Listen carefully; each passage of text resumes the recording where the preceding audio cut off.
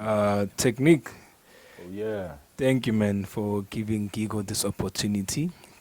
my Thank you, pleasure, Joe. man. Like, we really appreciate it. Pleasure is all mine. Great Yeah, man. opportunity as well for my brand and the brand of Gigo. So the pleasure is all mine. So, how are you feeling, man? Yeah, I guess I'm. How can I put it? I'm still getting there because we just came from COVID. We still are in COVID. We just came from lockdown. So as an artist, we're just trying to put everything back together to where it was and just trying to get ourselves on our feet. So I guess I could say I'm getting there. I'm getting there. Now Yeah. that the album is out, so yeah. Yeah, and congratulations for your album, Joe. It's a brilliant album. It's mellow. It's the themes for me. They are very nice. It's something that I was not expecting at this moment. Comparing it with what I've been listening to, so the themes I really love them. So just before we continue, um, COVID, how was for you, and how were you able to adapt to it? Yo, COVID period was very hard. I think for every artist, no matter how big or small you are, or you are, COVID was. The problem is we couldn't prepare for it, and most artists we are more dependent on income that's more on a weekly basis because of gigs, because of royalties and all that.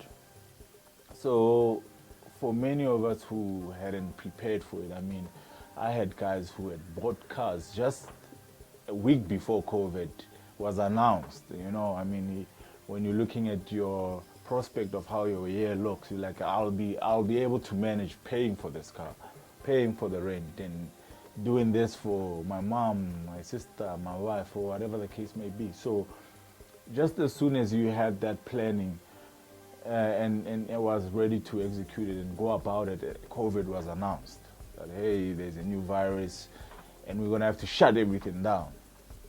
So most of us had to go back to the drawing board and, hey, I'm canceling this and I'm canceling that and I'm changing this and I'm changing that.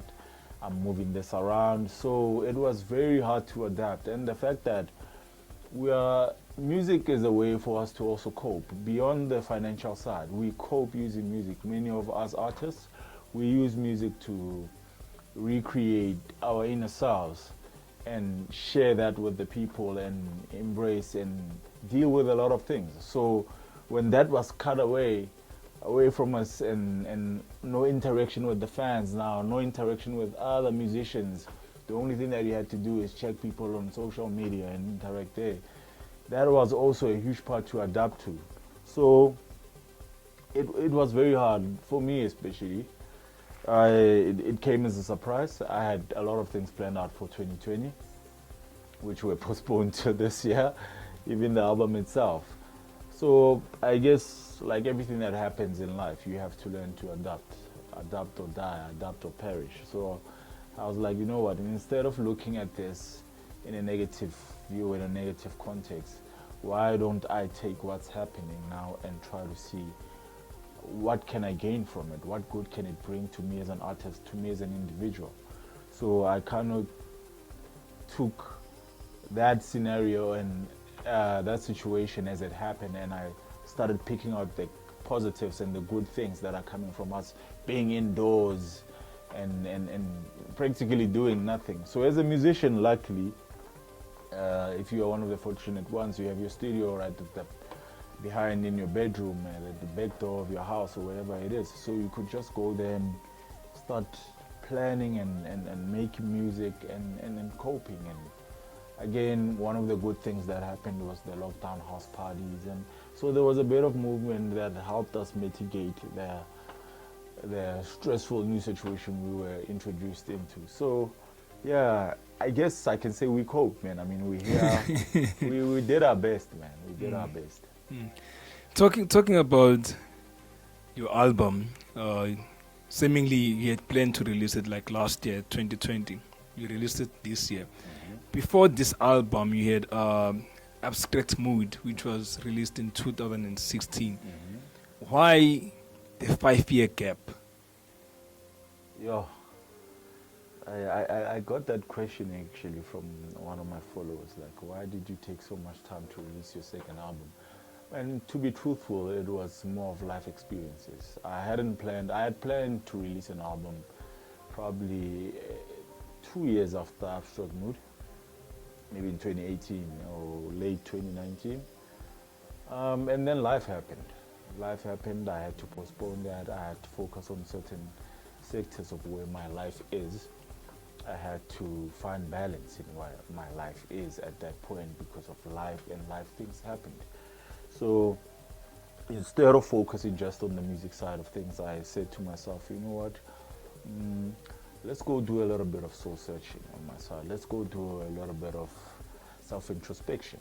You know, I believe that if I could go through that route to come back into music, I would be a better person, a better producer, and so on and so forth. So I decided, you know what, I'm still in the music scene, I'm still doing gigs, but I'm gonna just go a bit silent and just check out the scene and just be the guy behind the curtain and just watch what everybody was doing, seeing the industry evolving to amapiano and other genres dying out and others being born, and just trying to grasp on where music is going to as a whole. It kind of helped me to recreate my sound that I've now been accustomed to, what people now listen to in your LIBRAH and Amasiko.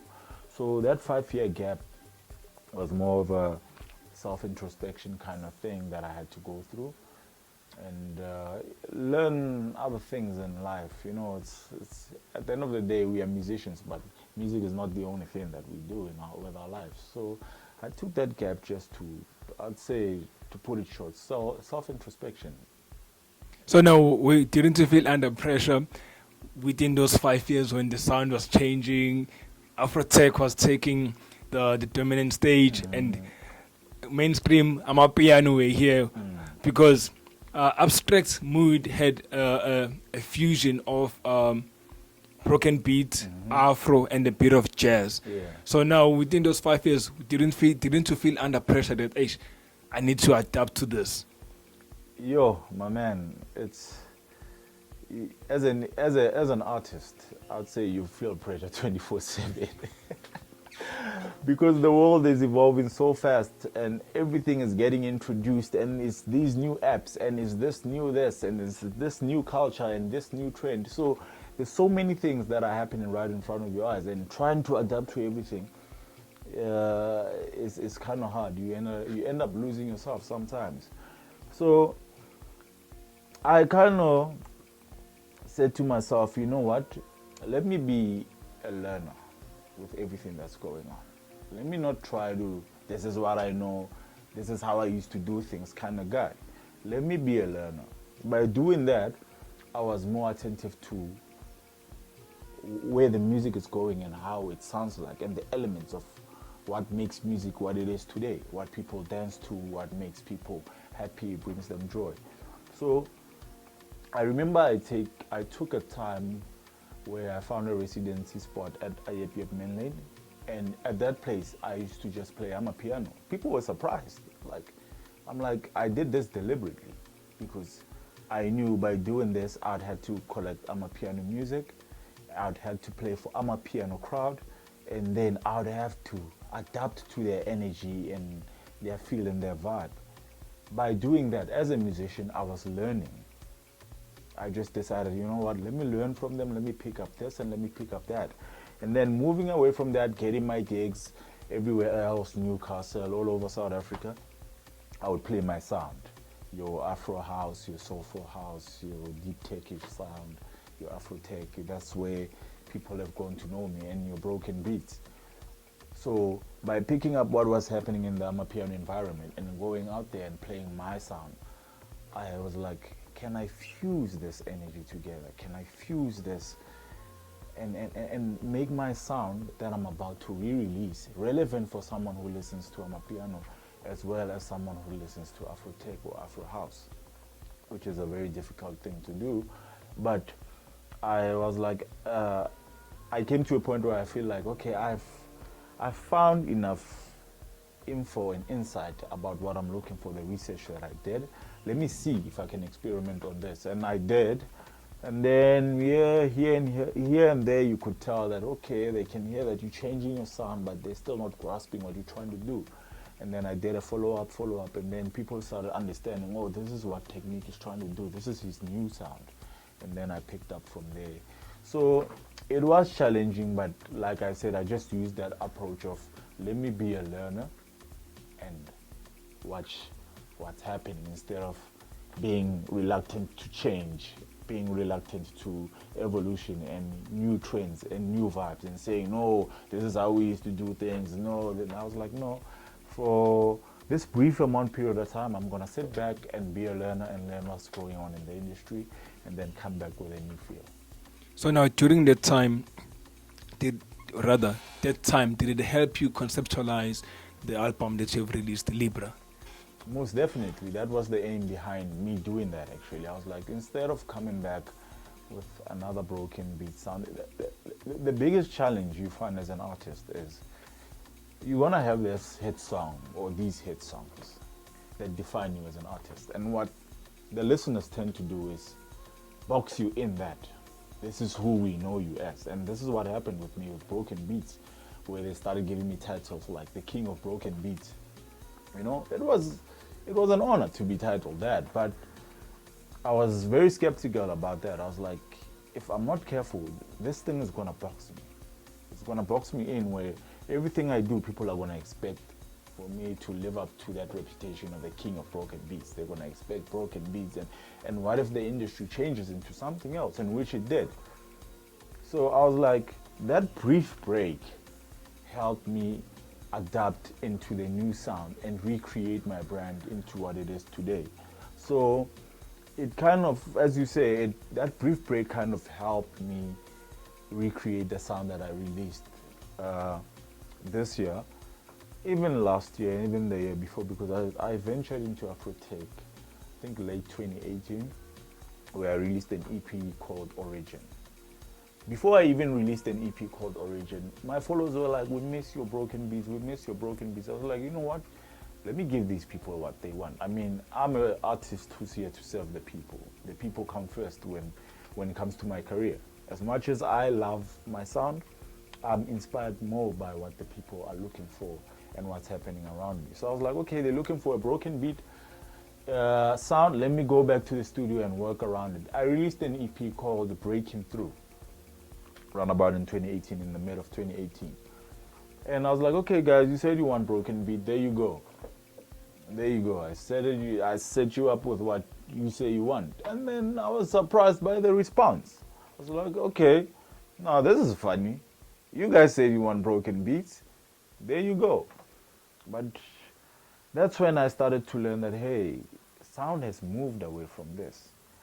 And you cannot cater to 3 or 4 or the last 8 people who say we miss your sound. Everybody else has evolved into something new. So I was like, you know what? I've been more of an Afro house kind of producer from way back. That's my foundation. That's how I learned how to make music. Through Afro house, I was part of a band called Gemini Boys. So that's where I learned how to make music, with that Afro house sound and drive and feel. So I was like, you know what?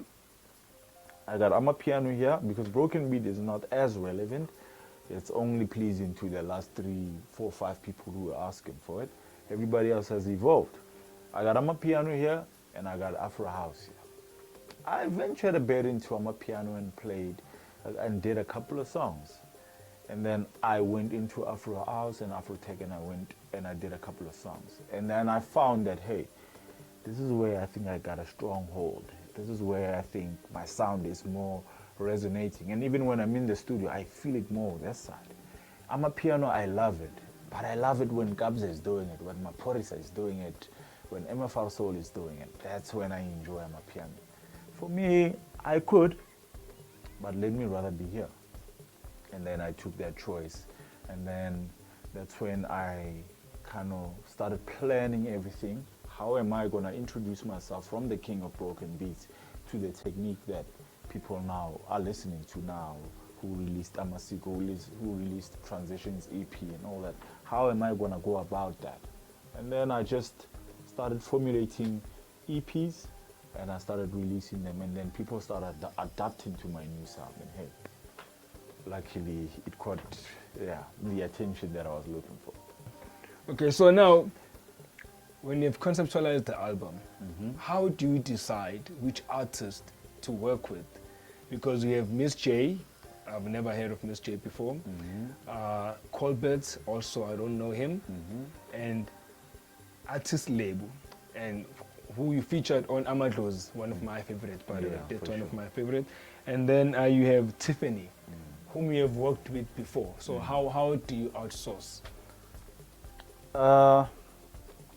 What I try to do with projects in many cases is work with new people, depending on the sound I'm trying to bring forth.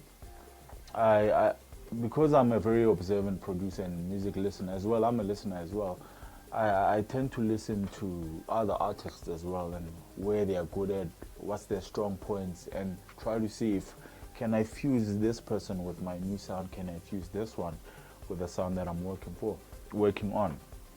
So what I did with this current project is I wanted to kind of bring the people that I worked with on Abstract Mood, but I felt some of them are no longer in the industry, some of them no longer have that passion and wonder. So I was like, you know what, let me try to work with new individuals, but let me not try to outsource everyone who's already big, you know.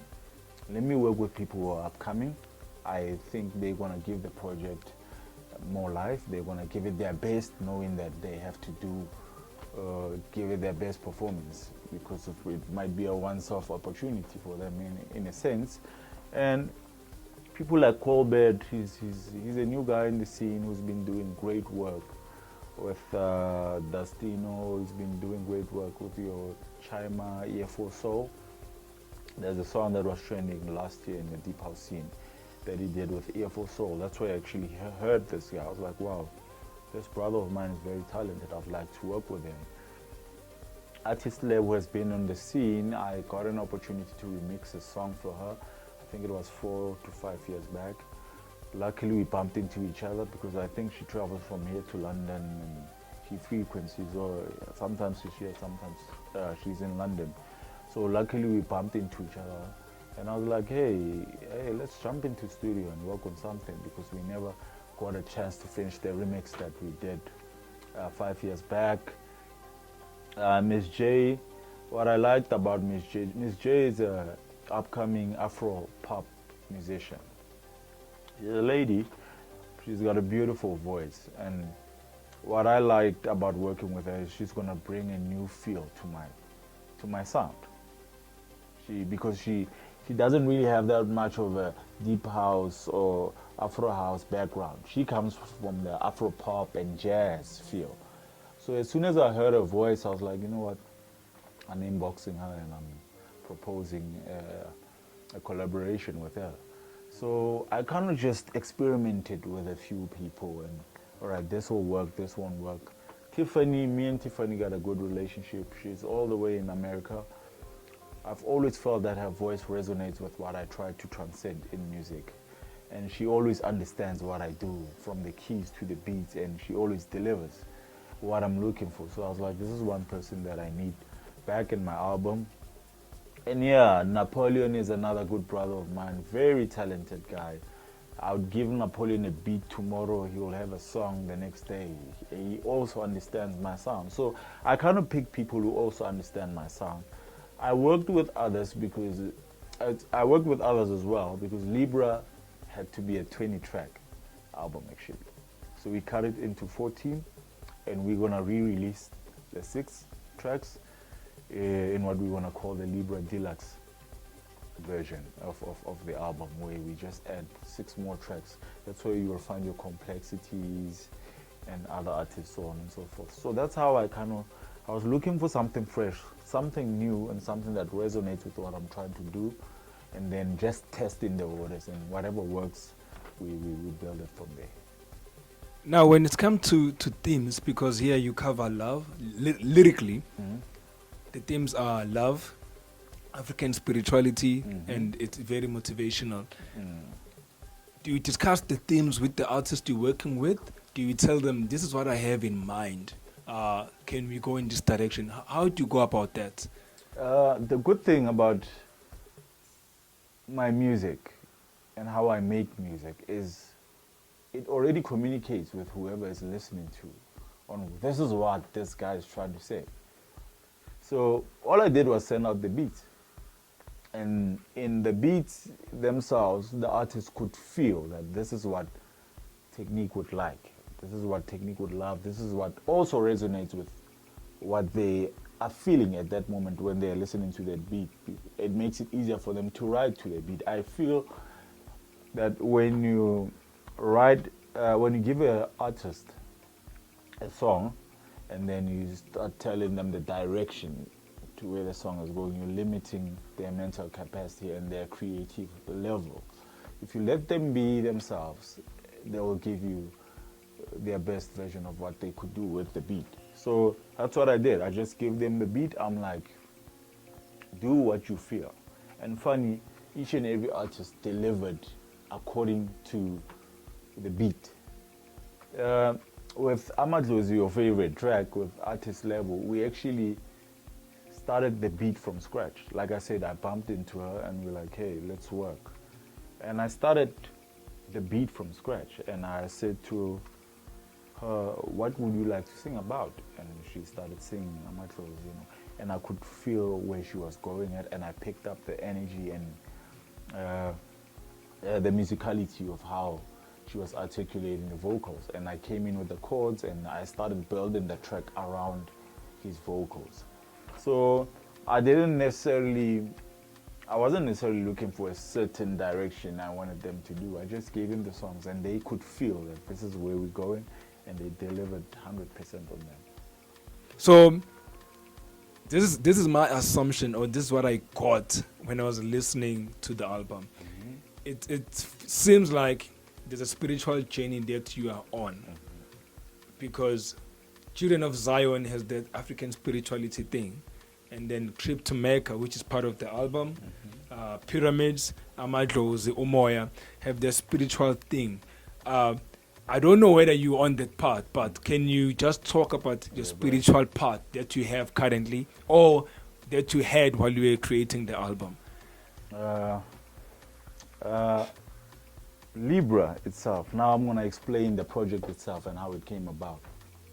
And you are quite on track about the spiritualness of it.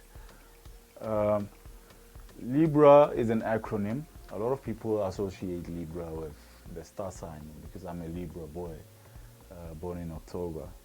But it wasn't, it's more than just the star sign. LIBRAH was actually an acronym for living in balanced rapture and harmony. So from what you just asked, it fuses wisdom, growth, spiritual enlightenment, faith, belief, upliftment, and every other thing that actually transpired within the last, I could say, 4 to 5 years, ever since, well, my first album. So what I was trying to communicate with my fans is Tekniq Abstract Mood and Tekniq LIBRAH are two different people. Within that space that you asked me about why I took this break, within that break, so many things happened in my life, whether it be challenges, obstacles, setbacks, and through belief, through spirituality itself, God, I managed to conquer those things. I managed to move past those things that were holding me back. I managed to see what was pulling me back in my life, which is, for a lot of people, that would be a gift itself, to find out what is this thing that's trying to hold me back from where I'm trying to go. It could be an individual. It could be so many things. It could be yourself. So I was going through that very phase as well when I took that break of trying to figure out and find answers within myself. Because as much as a lot of people would think everything was going well or accordingly, there are so many things that were not going according to plan or accordingly in a sense that would please the outcome of where I'm going. So I had to sit back and find the answers to the questions I've been asking myself. The best way to do that is you cannot find yourself within commotion. You cannot find yourself while you're busy with other people or other things. I had to seclude myself. I had to hide in a way. I had to move back and be in this solace and silent space where I try to figure out, okay, where did I go wrong here?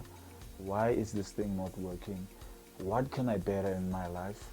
How can I be a much more positive influence to people than I already am? How can I add value to this place where I'm working at? How can I add value to my career? So you start asking these questions. Am I living life according to what God has planned it out for me? Or somewhere along the way did I derail and go off course and, run after what I think is good for me? And I started finding answers to those things as I grew and as I searched. And then that's where the spiritualness came in, not trying to be biblical or religious, but God helped a lot in that journey. I resort to God in almost everything that I do, and He came through with the answers to the questions I was looking for. And God speaks in parables. He won't come with a voice while you're sleeping and be like, the Kellogg's in the bottom left cupboard, stop looking for them. He answers you in a different way. Luckily, when I'm in that silent space, I was able to grasp on those answers. It's like, oh, this is what He's trying to tell me. Oh, this is what's happening. Oh, here's the answer to what I'm looking for. Oh, this is what I must get rid of, So it was a very spiritual, transcending phase in my life. But I did it in a way that I still kept the outer part of me natural, I didn't try to show people that I was going through that phase. I still kept myself. I still hang around with the guys. I still did what I did. But my inner me was changing every day. And I remember I planned my album, I think 3 years ago. That's what people don't know. I planned LIBRAH almost 3 years ago. And I was like, this is a very interesting journey. And I feel that this doesn't just happen to me. I feel that everybody goes through this path. Others have went through it, others are yet to go through it. How can I make an album that explains what I went through and the outcome that comes after what I go through, So I also kind of interpreted what I went through in parables within the songs itself. But I knew that if people connected deeply with the album, they'll be able to find out what I found out while I was going through this spiritual enlightenment.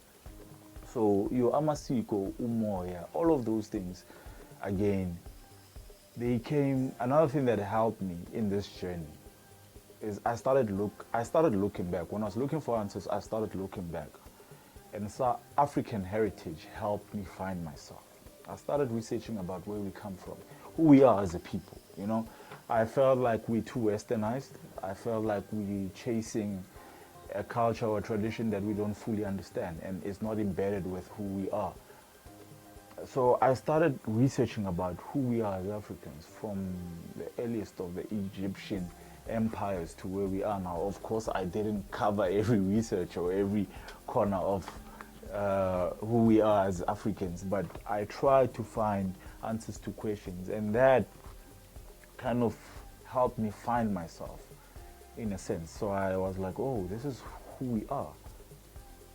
This means this is who I am. If this was my great grand ancestor, then his blood flows in me in some way. And if this is what transcended out of his life on earth, then I should pick up from his energy and try to fulfill the very same thing. I cannot now move into London and forget that I'm the son of the soil. I'm an African child and I have a purpose. That's why I was born in that continent itself. So that thing also helped me find myself and find a more deeper meaning of why I'm here and why I'm a musician. I could have been a dancer, I felt God knew I could communicate his message quite eloquently as a musician. So that's where the African elements came in, the heritage, who we are. And I was like, wow, we have such a rich culture that we refrain from celebrating it. We are always looking across the borders, across the seas. What's happening in America, what's happening in London, only to find out our back door is filled with so much richness, wisdom, so much life itself. And just going through that research, it just pumped creativity in me. While I was doing that, not even doing it for music, I was just, enthusiastic, like a boy just trying to figure out a puzzle. Now, with me doing that, I was just finding myself more enriched and more infused in what I'm trying to do. And then, bam, I was like, now I know how I want my album to sound like. Now I know how I want people to interpret my career and Tekniq and me as an individual. If someone were to wake me up in the morning and be like, who is Tekniq? I'll be able to give them an eloquent description of who I am and what I'm trying to do in this world. So my man, it's been a long journey, but a graceful one and a much more worthwhile journey. Finding myself and finding LIBRAH, the album, within everything. I personally enjoyed the album, Joe. The sound of it, the way when I'm listening to it using my headset or my earphones on the way, or maybe I'm at my house doing something, I can't skip any track. Any track. Yeah, it for me it's intimate. Yeah, so to hear you explain all of this, I'm like, it makes sense. It makes sense. It's cohesive, Joe. Joe. For sure. Yeah, For sure. yeah. It glues everything together. Yeah. So for you, what would you like your followers or the listeners to take from the album?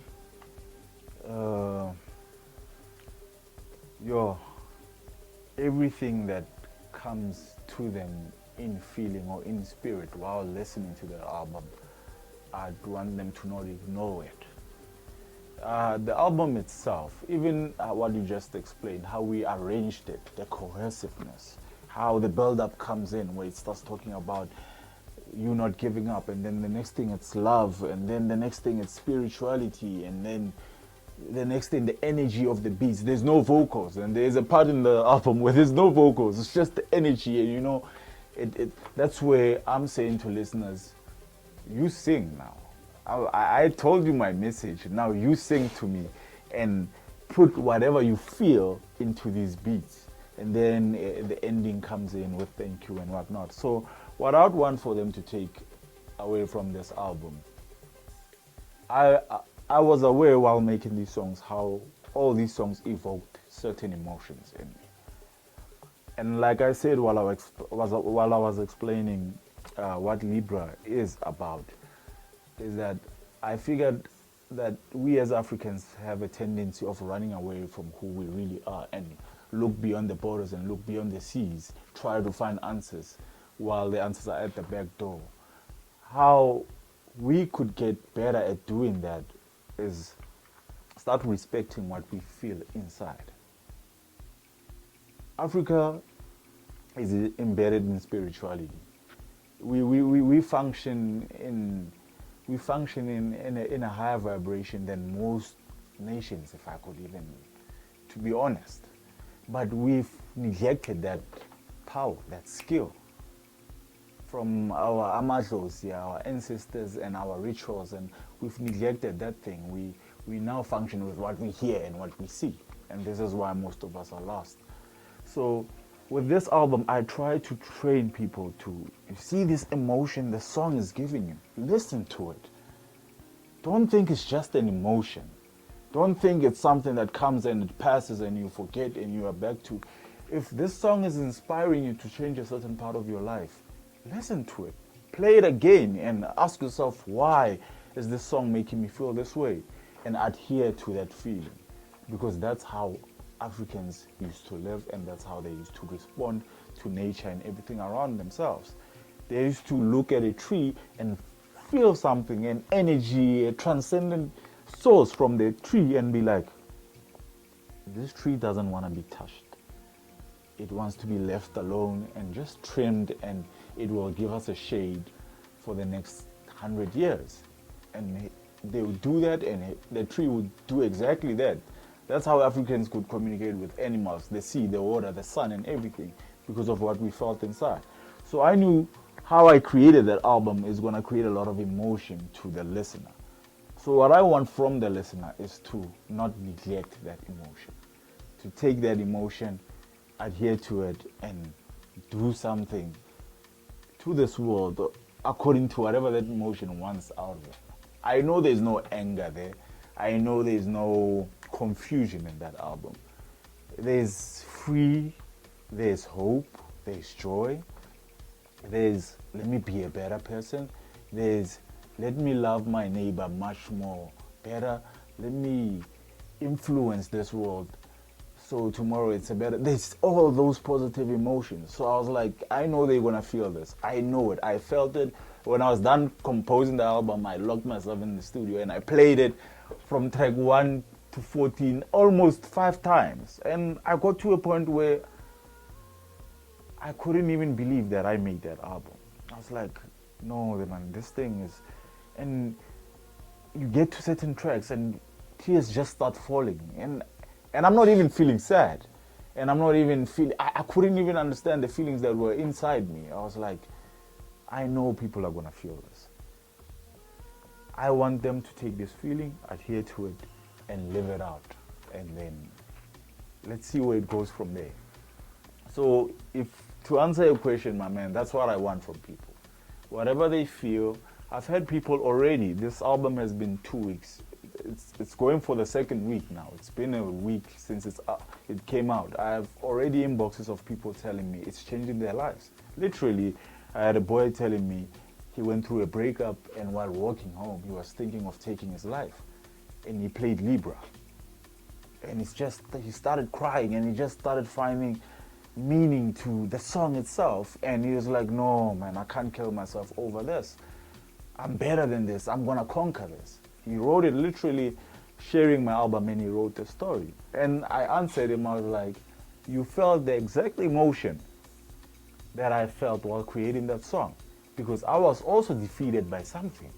But I said to myself, nah, man, I can't give up. I can't throw away my life because of this experience.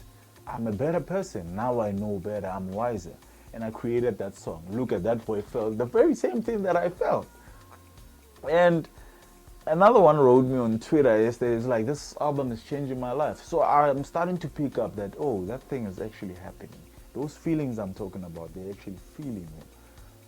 I want them just to respect those feelings and deal with whatever part that those feelings are telling them they need to deal with in their lives. And yeah, otherwise, beyond that, I want them to bump it up and enjoy and have fun and dance. Yeah, what an artist would want people to actually do with the album. So yeah, I guess that's that.